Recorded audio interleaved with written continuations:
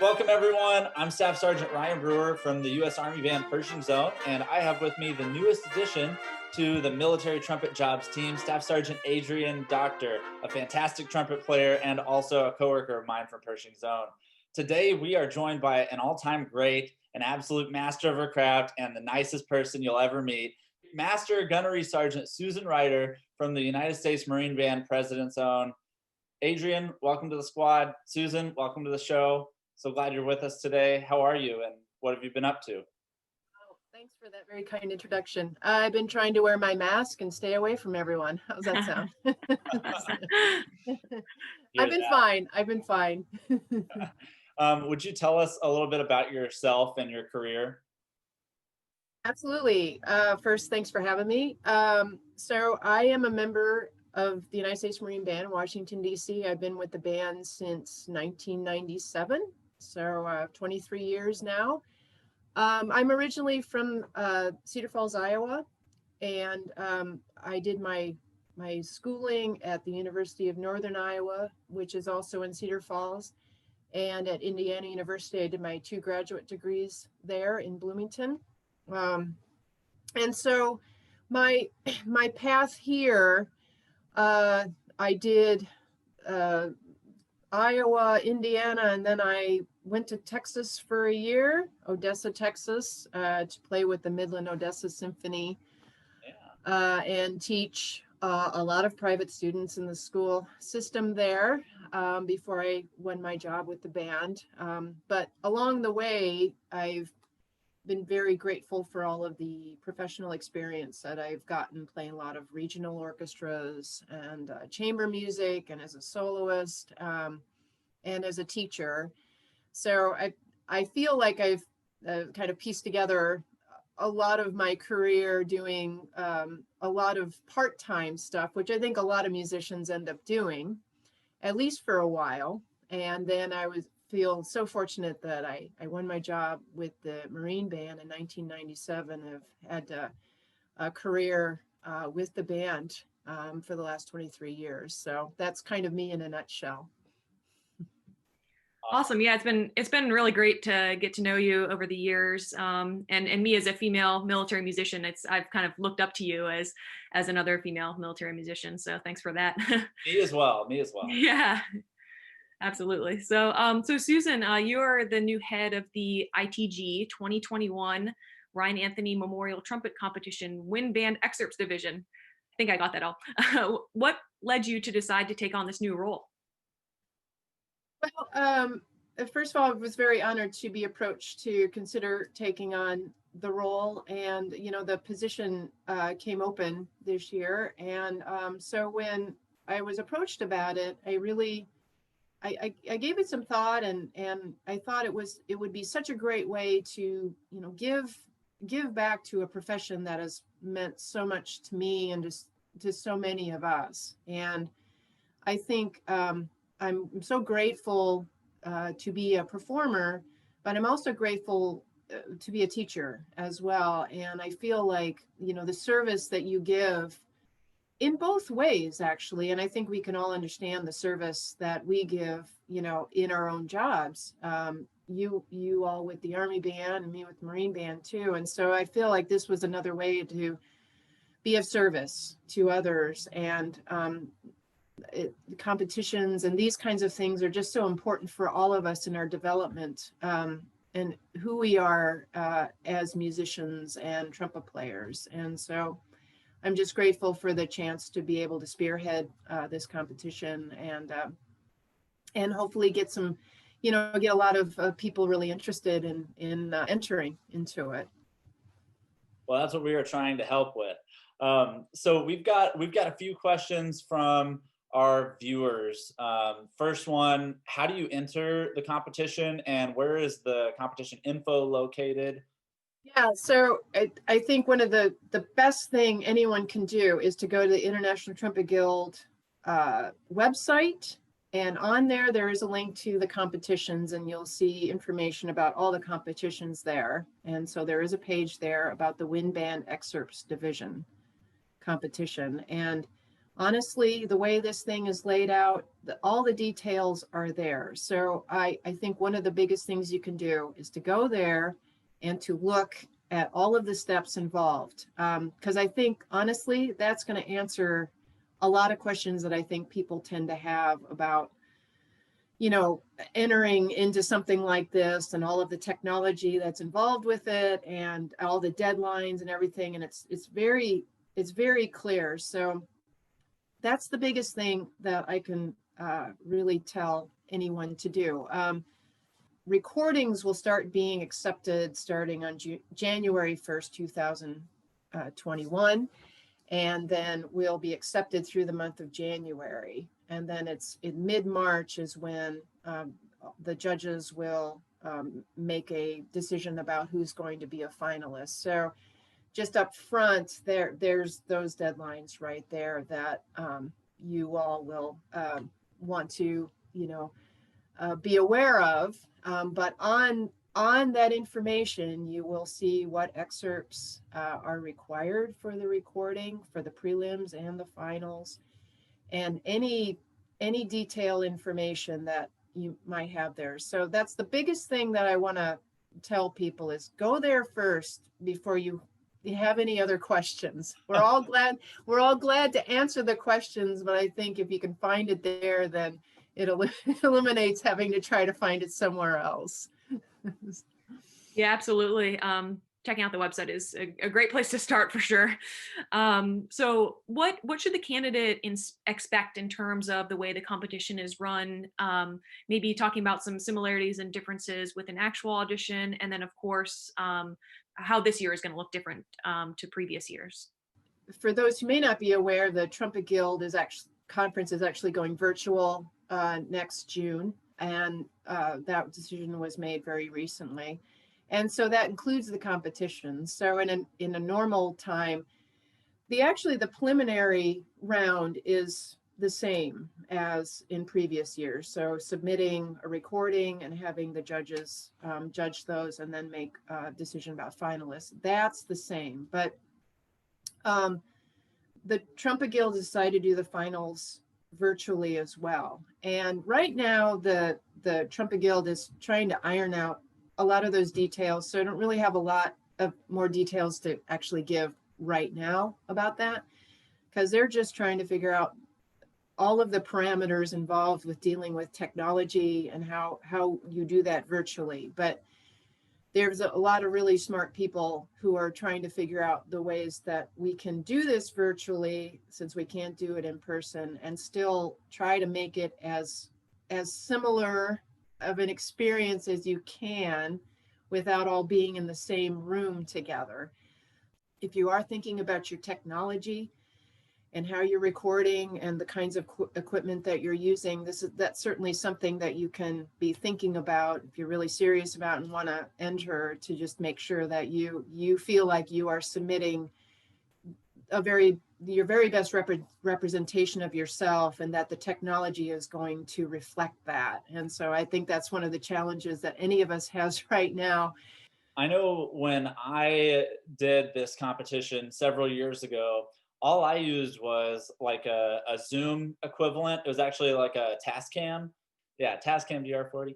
Anyway, I just used that and Audacity, and that was it. It was not very high tech. So you don't feel like you have to break the bank, candidates, in order to advance in this competition. I agree with you, and we all know that we can really break the bank with a lot of technology, but I think there's some really nice kind of middle of the road technology that I think will serves any of us really well, and that you don't have to spend a lot of money, because obviously that can be an issue for a lot of people, certainly. So Susan, what would you say are the benefits of entering this competition? Why is it so important for students to do things like this? Well, I think like anything like this, setting a goal, goals are very important for us. I think we all feel that as musicians, that we're always striving and working toward things. And so this is another aspect and something else that we can work toward. And so I find with competitions, just like getting ready for, any sort of performance, at whatever that might be, allows you the opportunity to grow who you are as a trumpet player, but also more importantly, I think as a musician, and I think that we marry those two things together. I feel like competitions aren't, you never really lose a competition. Yeah, okay, we enter a competition, we got a lot of people, really great people. There's going to be a winner. There's going to be a second and the third place, winners. But I think if we enter into a competition with the idea that I'm allowing myself to get better by going through this process, you don't lose anything with that. If you can, at the end of the day, you can say, you know what, I may not have placed, or I may not have, done necessarily won something, but I got better this way. I got better this way. And that only makes me even better for the next competition that I do. Now, all of us love winning a competition, no doubt. That's a icing on top of any cake. But I think if we take the long view of what competitions can give us in our everyday playing as trumpet players and musicians, you just can do no wrong. And I also, a lot of us our training is a lot on the orchestral side of things. That's a lot of what conservatory training is, and I think we all have experienced that. But I find that a career in a military band, this is a way to also kind of dip your toe into the possibility of maybe there's a possibility, a future for me to be in a military band. So by entering into this competition, I get a little bit of a sense of what that might be. All of us, a lot of us grow up actually playing in bands, community band or school bands, whatever. So a lot of us do get experience playing a lot of that repertoire. But this is kind of a nice way to kind of dip your toe into that a little bit if you're thinking about that. So I think there's just a lot of these benefits that we can get from it. But I never like to think of a competition as you lose it. It's just, look at the things you gain from it. And then, it's not a waste of time at all. So. Yeah, that's really great advice. I always tell my own students that it's when they're preparing for an audition or something like that, it's more about the process than the product, and the process of preparing and performing is just going to make you better. So that's a really great outlook and great advice to keep in mind as you enter the competition. So we have just one more question. Do you have any tips on how to stand out for the prelims and finals? And what might be some common pitfalls that students face in competitions? Yeah, well, this is such a huge question, and I've thought about this, and I think with anything, you figure out what you control in the situation, and I think in auditions are like that actually. So if you want to approach this, because this is like taking an audition for, any sort of professional group, a committee is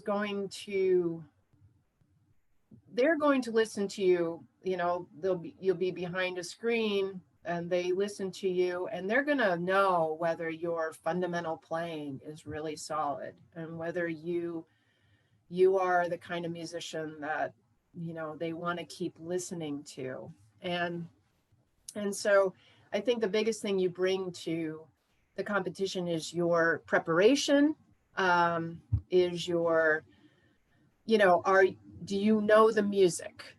Do you have a sense of these pieces? Are you following what the roadmap of the excerpts is? That's always a big thing, is like, committees will see that. And they're like, does this person follow, what the music is telling them to do? And so I think those things in a normal audition now, will really stand out for a committee. I mean, and they can just hear that in your playing. So, I think figure out what you control in a situation. You can't control how a judge is listening to something, that they're bringing their own experience, their own ideas to it. And what you do is that you bring your very best foot forward in the situation. So really spend the time and be meticulous with the details of an excerpt, and listen to the recordings. And what's so great now about technology is that you can go out there and you can listen to any of the premier military bands. Have all these recordings out there, and the fleet bands have recordings out there of these excerpts, and you can get an idea. If you don't really know the piece, you can get an idea about how the folks in those bands also play these excerpts as well. So so that preparation is going to really come through in the thing that you submit to the competition. So those are some of my thoughts up front, are those. And I think the pitfall is the same thing as, like, I think sometimes we can think, well, what is the judge going to think, or what are they going to, and trying to figure out what a judge is thinking. Just don't even do that. Okay. Just put your best musicianship, your best trumpet playing forward, and then the pieces will fall where they will fall with that. There's no magic. It's just hard work, and it's spending the time. And I wish there was a magic pill, but there isn't. So I know it's interesting that you brought up, like, knowing the music. When I was a young trumpet player, in undergrad or maybe even before, my interpretation of that is, oh yeah. I mean, I'll learn the part and I'll know my part.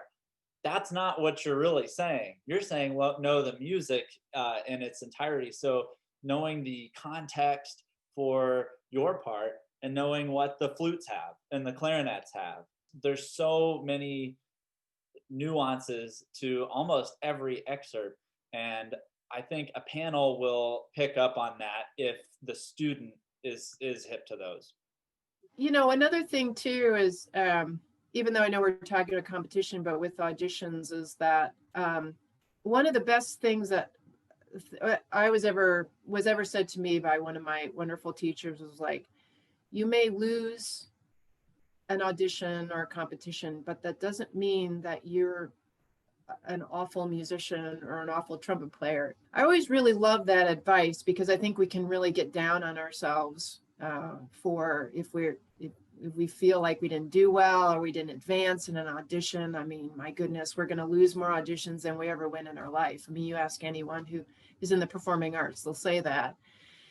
But it's just like, maybe you're not the right person for that particular job, but it doesn't mean that you're not right for another job. So I think there's just these ways that it's very important for us to be thinking about who we are as musicians, and to not get too down on ourselves if something didn't work out. But I love what you said, because I know going through my education, teachers would be like, look, you got to look at the score. You got to figure out how your part fits in. And I think that it's the same thing. I mean, this is no different playing in what we're doing. And it's knowing, how does my part fit into, what's going on here, and having that awareness. And so that's going to be attractive for a committee, I think, because they're going to be like, oh, this is a very thoughtful musician. And so that's one of the aspects they're looking for. So that's a great point. Good stuff. I think that pretty well covers it. Thank you so much, Susan, for sharing your knowledge and expertise with us and our viewers. We really appreciate it. Oh, my pleasure. Thank you so much for having me. And I just want to wish everyone to continue to be safe, work hard and hope that you will consider entering the competition. It'd be great to hear your recordings. Yeah, so please follow, subscribe to our content on Facebook, Instagram, Twitter, and our YouTube channel. You just search for Military Trumpet Jobs on all of those. So you can always be up to date anytime a new audition list comes out. We hope that these videos help all of you with your audition journeys. We are always thinking of ways to provide all of you with quality content about military trumpet jobs, from recording excerpts, creating play-along backtracks, to talking to the top professionals in our field, like Susan Rider. Yeah, and if you have any questions or want us to create specific content, please reach out to us on any of our social media platforms and we'll respond to you as soon as we can. That's all we have for you today. Thank you so much for listening. Happy practicing, folks. Woo! Woo! I always do that at the end. I don't know why. Nice. You got it. You're a woo girl. Woo! Kevin's really great at woos. If you ever ask him, he'll tell you. Oh, that's funny. He'll tell I'll you, have to like, hear I that. should be a professional woo person on all the hip hop and rap albums. Nice. That's awesome. He wants to be a hype man. Yeah, I could see that. I always do it at the perfect time, right when the beat drops. There you go.